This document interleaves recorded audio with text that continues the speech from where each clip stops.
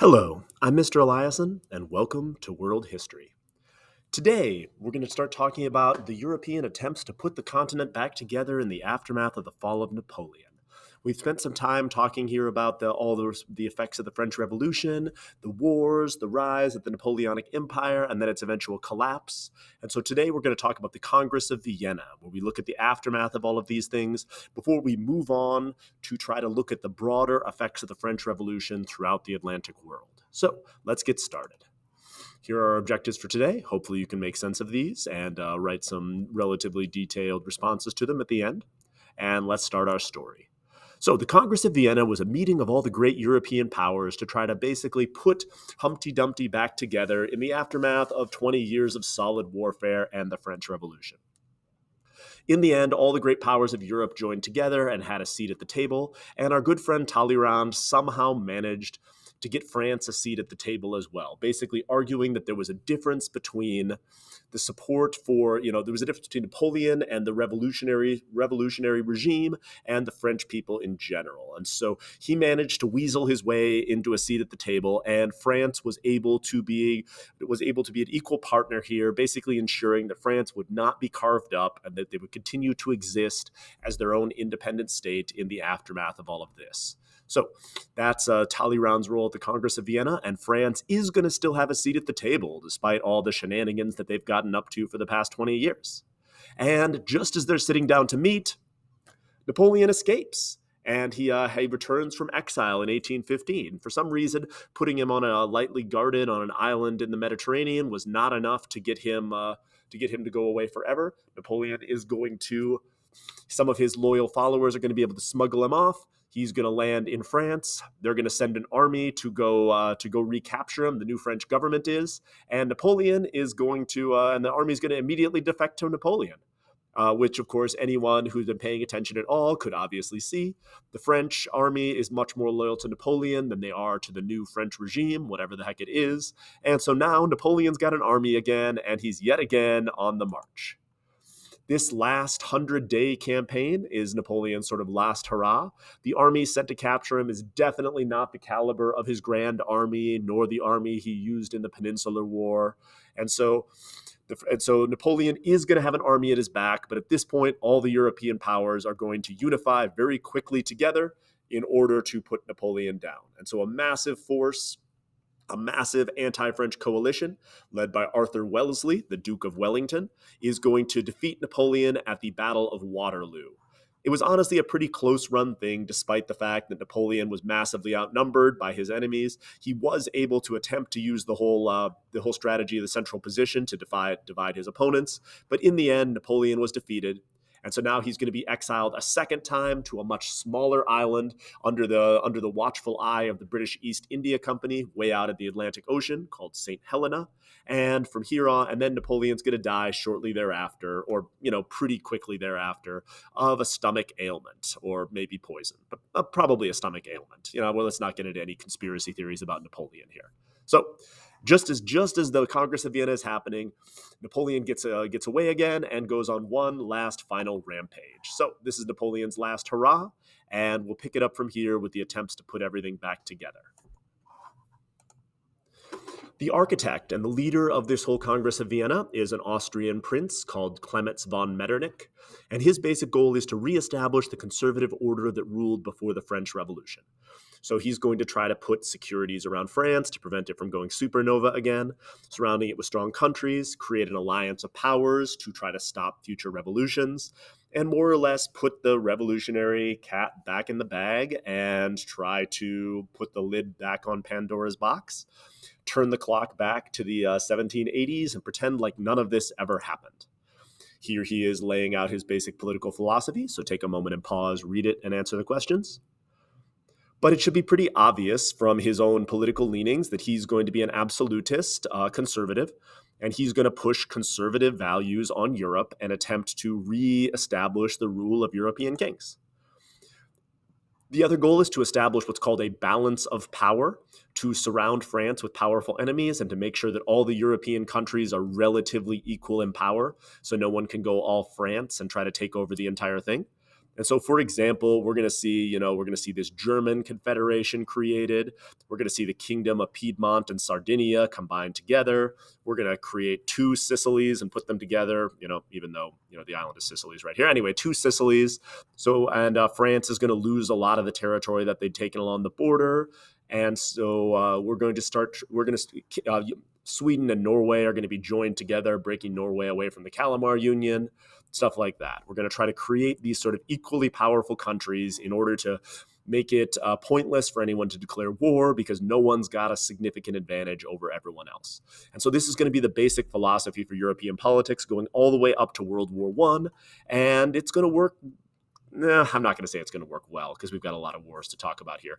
But no one is going to be able to significantly overpower anyone else for at least another, 50 years or so. We're also going to create, under the watchful eye of Clemens von Metternich, the Holy Alliance of Austria, Russia, and Prussia.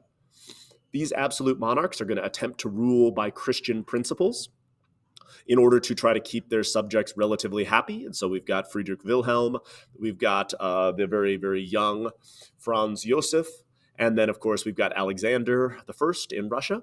And these guys are all going to try to rule based on, again, Christian principles to attempt to stop any sort of uprisings and use, more or less enlightened absolutism to try to keep their people somewhat happy. We're also going to create this alliance called the Concert of Europe, which the plan is if there's ever another revolution, they're going to immediately jump on it, crush it before it can spread, and try to contain revolutions before they go all French Revolution. The basic philosophy here is one of the things that the powers of Europe felt that they did wrong in the French Revolution is they just sort of sat back and enjoyed watching France collapse in on itself in the early days of the revolution, allowing a lot of the revolutionary reforms to sort of gain steam, and then allowed France to, take over all of Europe. And so instead, now we're going to leap on revolutions. If a Napoleon comes back, we're going to jump on it almost immediately and prevent any sort of French Revolution or any other revolution from happening, for at least a few years. So the Concert of Europe is going to try to push back against all of that. As far as who's going to rule France, they've basically got three candidates. Napoleon's son, Napoleon II, is one of the choices, who basically no one wants for what I hope are obvious reasons. Then you've got our friend Louis Philippe here. He is the son of the Duc d'Orléans, who was one of the early noble supporters of the French Revolution, and he's going to be kind of a liberal noble position. So Napoleon II is your radical choice. Louis Philippe is sort of your moderate liberal choice, and then you've got Louis the 16th. Louis the 18th, who is the older brother of Louis the 16th. We could always just bring a Bourbon back and put him on the throne and pretend like nothing happened. And so in the end, mostly with the support of England and Clemens von Metternich, we're going to end up going with Louis. We're going to put another Louis on the throne. He's going to become Louis the 18th, with Louis the 17th, Louis' son, having died or been neglected to death during the French Revolution. So we're going to put Louis' brother on the throne, and he's going to promise to rule with mostly enlightened principles, keeping some of the gains of the French Revolution while retaining a lot of his own power. So France is going to go back to the Louis. So we've come full circle there. He, in general, again, he's going to rule by mostly enlightened principles. He's going to rule with a relatively light hand. And a lot of the reforms of the French Revolution are going to stay in place. But in general, the Bourbon dynasty, as Talleyrand famously quipped, learned nothing and forgot nothing. Especially Louis's younger brother is going to be a hot mess. And so when he ascends to the throne later, this is going to be a massive problem. But for right now, Louis is going to rule and everything's going to be sort of okay. All the ideas of the French Revolution spreading are going to lead to liberal uprisings more or less throughout most of Europe. There's going to be a liberal uprising in Spain that's going to play a huge role in our Spanish colonies and their revolutions that we're going to be talking about later this week. There's going to be uprisings in Italy as we see the beginnings of Italian independence. There's going to be an uprising in Greece that we're going to talk about from the Ottoman perspective in next unit here. And then there's going to be an uprising in St. Petersburg that we're going to talk about here in a few years after the whole war. So we're going to see some small liberal uprisings, most of which are going to be crushed by the Concert of Europe, because again, no one in Europe wants to see massive revolutions happening, but they are going to have lasting downstream effects, which is why we're mentioning them. especially in Latin America and in Haiti.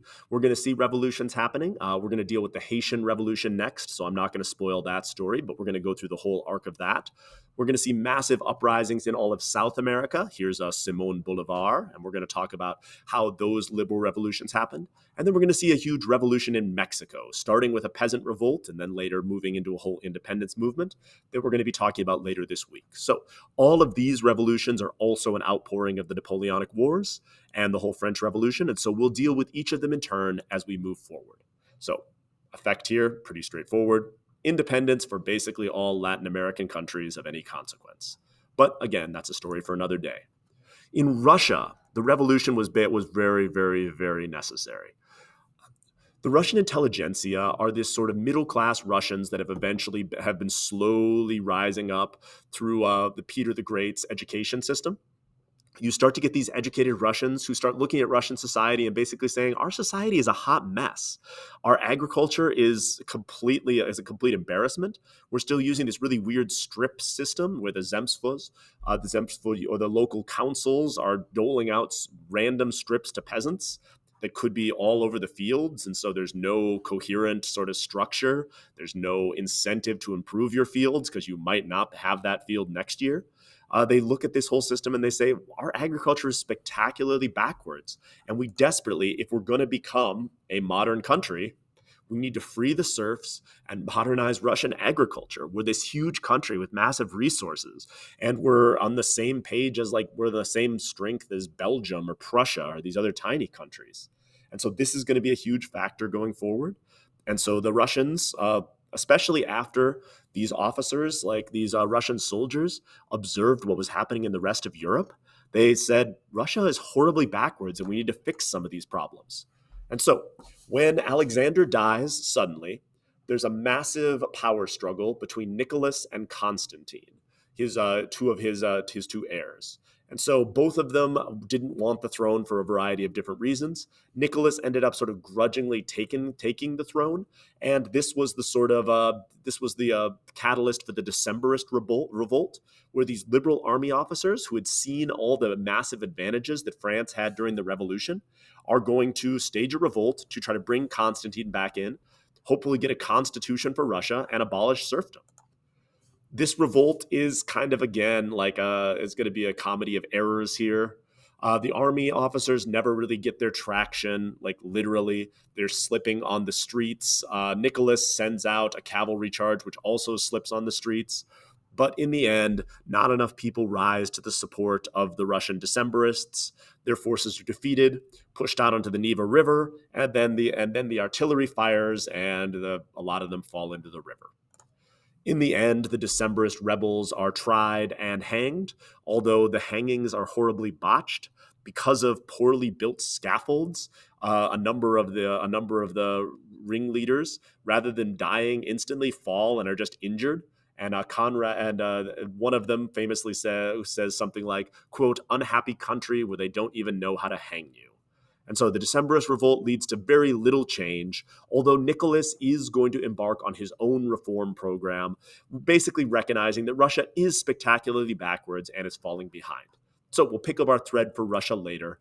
This is the end results of the whole French Revolution. We've tried to turn the clock back, but there's a lot of people who saw what the French Revolution tried to accomplish and are looking forward to finding ways to emulate that in their country. France became the most powerful country in Europe for a time with these reforms. And yes, they went too far, and we need to find a way to have a French Revolution without a reign of terror and Napoleon. But everyone's more or less trying to do this, trying to push these reforms in order to take the good parts of the French Revolution without losing the bad.